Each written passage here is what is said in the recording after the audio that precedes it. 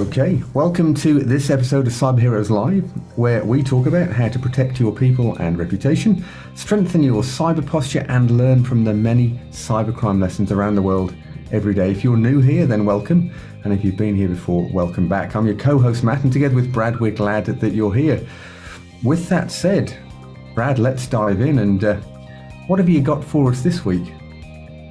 Thanks, Matt. So this week, I'd actually like to talk about a particular case study with a client of ours that was in the health industry. For the purposes of this discussion, we'll call her Lauren. So it was a couple of years ago, and it was a Wednesday night, and I received a call from this client, and she was quite audibly distressed on the phone. And she said, "Brad, I've been hacked. I don't know what to do. They've taken money out of my bank account. Tell me what I can do." So obviously needed to calm her down a little bit. "Where are you?" She was at her work premises. And I said, "First thing you need to do is just get that network cable out of the machine." And after we'd done this, it gives a bit of time to breathe. I actually once I learned that they were at work, I knew their network. I logged in and began to shut the whole network down. Approximately 10 servers, terabytes and terabytes of data for clients, and obviously particularly sensitive data because it's the health industry. I blocked access to the firewall, inbound and outbound, but left access for myself to get in, knowing where I'd come from. And I continued to interview Lauren. So what had actually happened is Lauren, at about 4 p.m. that day, got a call from someone saying they were from Amazon Prime. Now, a lot of Australians have Amazon Prime subscriptions, popular TV streaming service. And it just so happens their streaming service hadn't been working properly, which was coincidence more than anything. And they said they needed to adjust her account settings. Now, she was busily working at this time, looking at patient data and doing reports. So she let these hackers onto her machine, and they had actually just used a perfectly legitimate screen sharing software up on inspection to actually access the machine. But a lot of people have pre-saved attributes for bank accounts and all sorts of things on there. So from my initial investigations, as far as I could tell, there was no malicious software or malware on there, but I'd isolated the entire network in that one instance anyway, because we need to go back to zero when something like this happens. So it turns out, she said the damage at that point in her bank account, they'd actually logged into her bank account from her machine, was approximately $96,000. They'd used BPay transfers, and BPay'd that money out.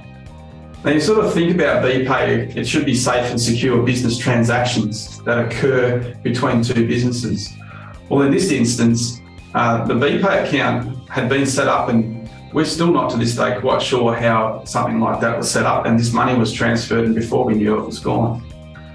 My advice to her was immediately contact the bank, which she did.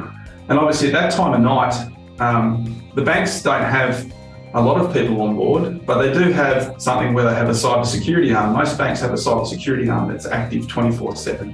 So if your credit card's been compromised, or you think you've been a victim of cybercrime, most banks will give you that service required.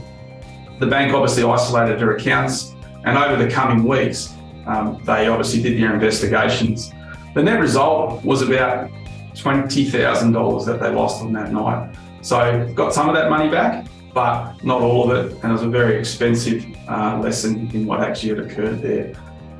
When I asked permission to tell this story just last week, I could still see that the person was quite embarrassed, was still something that upset them greatly, and I still feel for the situation that she got herself into. So I guess the key takeaways from incidents like this is protect your bank accounts. Having single authentication on bank accounts where one person can do transfers, and not having some app behind it or some two-factor authentication when it's over a certain amount, it's really important that you obviously look at that. Sometimes the pain, if you've got a large bill over $50,000 or something and you need to pay it, paying it in two amounts so they can't take large amounts out at a time is one option. But banks and business banking now have many, many features that can stop this type of attack from occurring.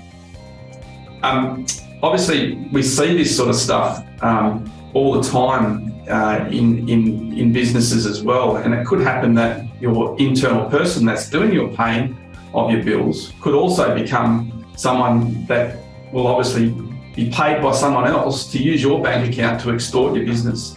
So having that two-step authentication on your bank accounts or something of that nature, most banks have something. I know when I pay a new supplier, my ANZ bank asks me to put in a 6-digit PIN number, and that needs to come from me.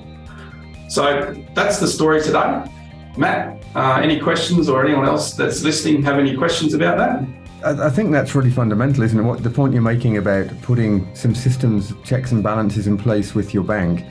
And even it could be argued that having two signatories, for example, for any transaction over, I don't know, $5,000, whatever the number is. But I know that you did it at the surf club, right? And that just seems like a really sensible system to have in place. I mean, as you say, it can be a bit of a pain in the backside sometimes, but equally becoming the victim of cybercrime is much more of a pain in the backside. Even this morning, I know we were kind of bumping our gums because, now we're going to put another authentication code in, we're going to do this, we're going to do that, just to get into Zoom, for example. But it's in the name of security at the end of the day. And as you know, Lauren's story shows, I mean, theoretically, Lauren's business could have lost the best part of $100,000. Absolutely. And if you look at that in terms of profit, when you make that on money, where a business makes a profit margin of 10 to 20%, that's anywhere up to $1 million a turnover. And that's a lot of money to lose in 2 hours. So it's something really to think about there. For some businesses, some small businesses couldn't sustain that, actually. Absolutely. It's one of those things that it's you just got to think, this whole sort of scenario where people just use hope that's not going to happen to me is no longer a thing. And in our next segment here, obviously we can talk about that, because obviously we've had another large compromise occur in Australia in the last couple of weeks. Yeah, sure thing. I think that was one of the takeaways for me as well, knowing the backstory, let's say with Lauren. Even all this time later, she feels somehow like she's stupid. She's made a mistake. It was her fault, and that's really a shame, I have to say. I mean, we had that similar story with the case study in the fundamentals course, where they really felt somehow they had some sense of ownership almost in becoming a victim of cybercrime. It's really personal, even though it's digital and it's not physically someone breaking into your home or breaking into your office or a bank heist in the old-fashioned sense of the term. It feels that way for the victims. It feels really personal. So anything we can do to avoid that, of course, is a good thing. All right, thanks, Brad. We're coming up on time, and look, we create this content because at some stage everyone on the planet is likely to become a victim of cybercrime, and we don't want you to be one of them. So remember, if you're ever in a position where you think you may have been hacked, go to help.cyberheroes.com.au to read and download the cheat sheet that shares with you the 5 steps that you should follow immediately. From Brad and I, thanks as always for investing your time to keep yourself safe online. We'll see you next time.